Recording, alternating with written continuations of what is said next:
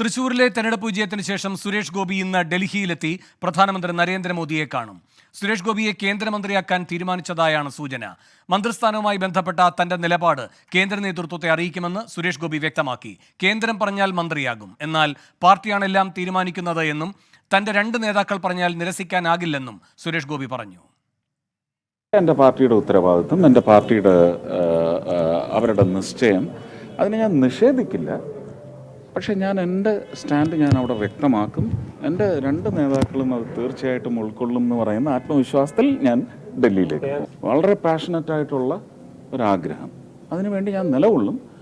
പക്ഷേ ഏറ്റെടുത്ത ഉത്തരവാദിത്വത്തിന് ഇത് അനിവാര്യതയാണ്. എൻ്റെ നേതാക്കൾ എന്നോട് പറയുന്നത് ഞാൻ അനുസരിക്കും. പക്ഷേ ഞാൻ എൻ്റെ ഒരു എന്താണ് എൻ്റെ ഇംഗിതം എന്ന് ഞാൻ അവിടെ അടിയുറച്ചു നിന്ന് അവരുടെ മുമ്പിൽ അവതരിപ്പിക്കും.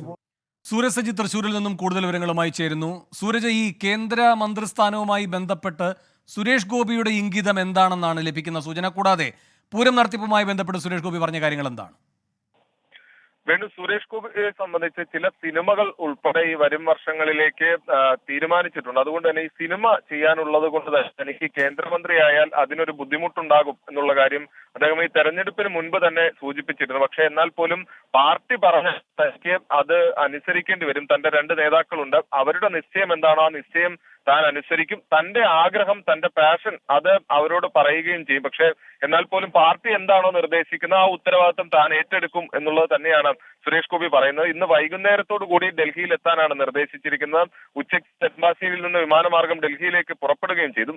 തൃശൂർ പൂരവുമായി ബന്ധപ്പെട്ടുകൊണ്ട് ഇദ്ദേഹം ഇന്ന് പറയുന്നത് ഇത്തരത്തിലാണ്. തൃശൂർ പൂരം നടത്തിപ്പിൽ മാറ്റം കൊണ്ടുവരും, പൂരം ആസ്വാദനത്തിന് പുതിയ സ്ക്രിപ്റ്റ് തന്നെ ഉണ്ടാക്കും എന്നുള്ളതാണ് പറയുന്നത്. അതിനുവേണ്ടി കളക്ടർ കമ്മീഷണർ മാറ്റണം എന്നൊരു നിർദ്ദേശം താൻ മുന്നോട്ട് വെക്കുന്നില്ല. പകരം അവരെ കൂടി ഉൾക്കൊള്ളിച്ചുകൊണ്ട് ഈ പൂരം പുതിയ രീതിയിൽ സ്ക്രിപ്റ്റ് പ്രകാരം നടത്തുന്ന തരത്തിലേക്ക് കാര്യങ്ങൾ കൊണ്ടുപോകുമെന്നുള്ളതാണ് പറയുന്നത്. അതോടൊപ്പം തന്നെ തൃശ്ശൂരിന്റെ വികസന പ്രവർത്തനങ്ങളിലടക്കം ചില പദ്ധതികളുണ്ട്. അത് കേന്ദ്രവുമായി സംസാരിച്ച് അത് അടിയന്തരമായി നടപ്പാക്കുന്ന തരത്തിലേക്ക് പോകും എന്നുള്ളതാണ് എന്തായാലും ഇദ്ദേഹം ചൂണ്ടിക്കാണിക്കുന്നത്. അതോടൊപ്പം തന്നെ ഈ CPM കോൺഗ്രസുകാരുടെ വോട്ട്, അതായത് ഈ ദല്ലാൽ നന്ദകുമാറിന്റെ ഇന്നലത്തെ ഒരു പ്രതികരണം ഉണ്ടായിരുന്നു, BJP CPM ഡീല് നടന്നു എന്നുള്ളത്. പക്ഷെ അതിലും അദ്ദേഹം പ്രതികരിച്ചു. ഇത്തരം വിഷയങ്ങളോട് താൻ പ്രതികരിക്കാൻ തയ്യാറല്ല. എന്നാൽ പോലും CPMന്റെയും കോൺഗ്രസുകാരുടെയും വോട്ട് തനിക്ക് ഒരുപോലെ കിട്ടി. ഒരു വിഭാഗത്തിന്റെ മാത്രം വോട്ടാണ് തനിക്ക് കിട്ടിയത് എന്ന് പറയാൻ കഴിയില്ല.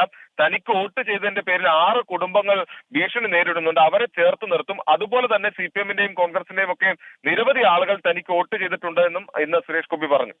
ശരി, സൂരജ് സജിയാണ് തൃശ്ശൂരിൽ നിന്ന് വിവരങ്ങൾ നൽകിയത്.